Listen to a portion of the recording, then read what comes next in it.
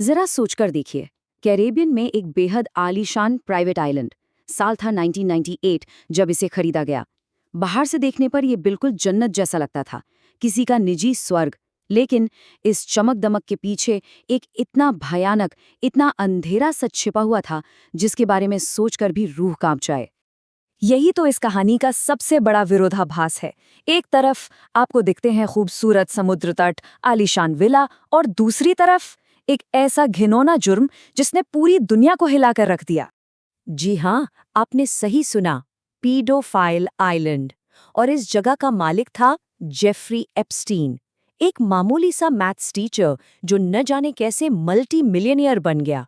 और उसके दोस्त बिल क्लिंटन, डोनाल्ड ट्रंप, बड़े बड़े नाम।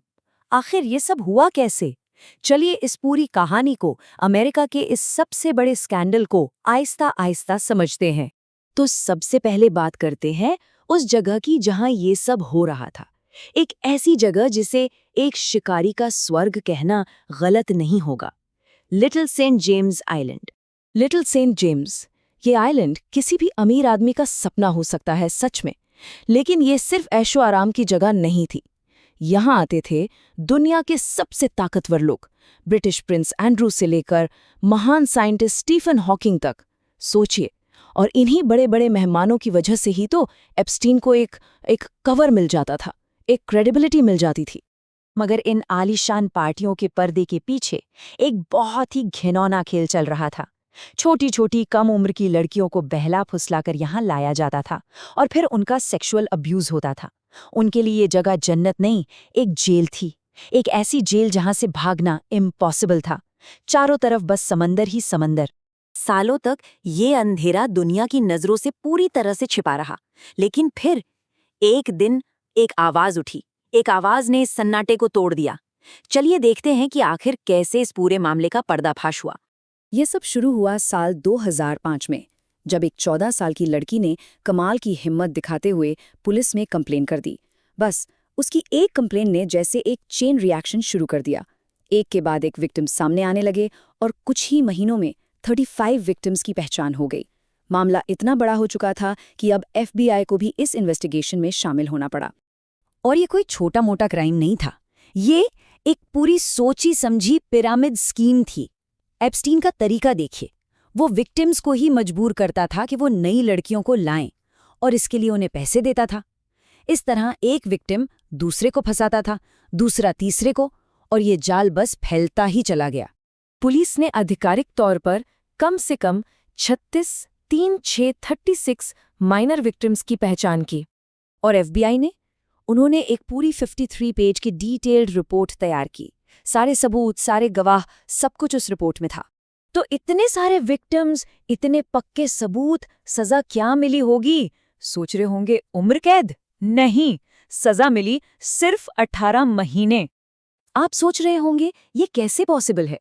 ये इसलिए हुआ क्योंकि पर्दे के पीछे एक सीक्रेट डील हुई, एक गुप्त सौदा जो जस्टिस सिस्टम का मजाक था। फेडरल अटॉर्नी अलेक्जेंडर अकोस्टा ने एप्स्टीन के लॉयर्स के साथ एक ऐसी डील की जिसके बारे में विक्टिम्स को कानो कान खबर तक नहीं हुई।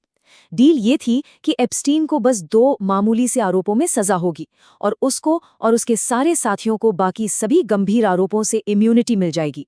और जेल ऐसी कि वो दिन में 12 घंटे अपने ऑफिस जाकर काम कर सकता था। ये इंसाफ नहीं था, ये इंसाफ का एक नाटक था। तो विलन तो बच निकला और सबको लगा कि बस कहानी खत्म। लेकिन कहते हैं ना, सच को ज्यादा दिन तक दबाया नहीं जा सकता। चलिए देखते हैं कि सालों के सन्नाटे के बाद ये मामला फिर से कैसे जिंदा हुआ। और इस बार कहानी को जिंदा किया एक हीरो ने, एक जर्नलिस्ट ने, मियामी हेरल्ड की इन्वेस्टिगेटिव जर्नलिस्ट जूली के ब्राउन। उन्होंने ठान लिया था कि वो एप्स्टीन को बचने नहीं देंगी। जूली ने सालों तक इस केस की जांच की, एक एक परत खोली और 2018 में अपनी रिपोर्ट्स पब्लिश की। और उन रिपोर्ट्स ने पूरे देश में तूफान ला दिया। इतना पब्लिक प्रेशर बना कि 2019 में एप्स्टीन को फिर से अरेस्ट कर लिया गया। सबको लगा चलो अब आखिरकार विक्टिम्स को इंसाफ मिलेगा। लेकिन फिर कहानी में एक ऐसा ट्विस्ट आया जिसके बारे में किसी ने सोचा भी नहीं था। अरेस्ट के ठीक 1 महीने बाद एप्स्टीन अपनी जेल के सेल में मरा हुआ पाया गया।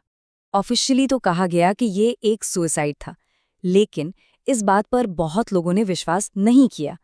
तरह तरह की कॉन्स्पिरेसी थियरीज चलने लगी। उनमें से एक सबसे बड़ी थियरी ये थी कि बिल क्लिंटन ने उसे मरवा दिया क्योंकि एप्स्टीन के पास उनके राज थे।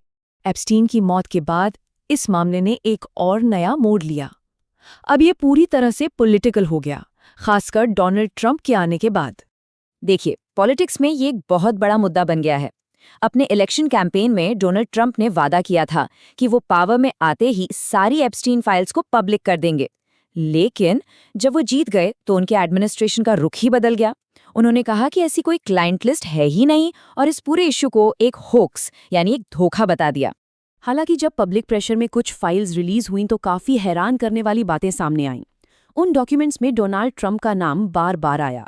जैसे कि एक ईमेल से पता चला कि ट्रंप ने एप्स्टीन के प्राइवेट प्लेन में 8 बार सफर किया था। एक और ईमेल था जो एप्स्टीन ने खुद लिखा था, जिसमें कहा गया कि ट्रंप को लड़कियों के बारे में सब पता था लेकिन वो चुप रहे। इतना ही नहीं, एक लिमो ड्राइवर ने भी FBI को एक पुराने किस्से के बारे में बताया जिसमें ट्रंप और एप्स्टीन पर रेप का आरोप लगा था। तो एप्स्टीन तो मर गया, लेकिन ये कहानी अभी खत्म नहीं हुई है। असलियत तो ये है कि अभी भी बहुत कुछ है जो हमें नहीं पता। जस्टिस डिपार्टमेंट ने प्रेशर में आकर कुछ हजार फाइल्स तो रिलीज की, लेकिन उनमें से ज्यादातर डॉक्यूमेंट्स में जानकारी को ऐसे काले मार्कर से छिपा दिया गया था। नाम, डेट्स, यहाँ तक कि पूरी लाइनें मिटा दी गई थी।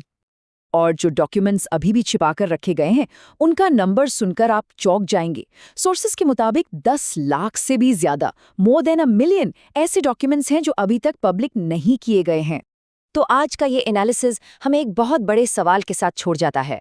आखिर इन फाइलों में और क्या छिपा है और कितने प्रेसिडेंट्स, प्राइम मिनिस्टर्स और बिलियनियर्स के नाम एप्स्टीन की उस ब्लैक बुक में हैं? और सबसे बड़ा सवाल, जो राज अभी भी दबे हुए हैं, उनसे आखिर किसको बचाया जा रहा है?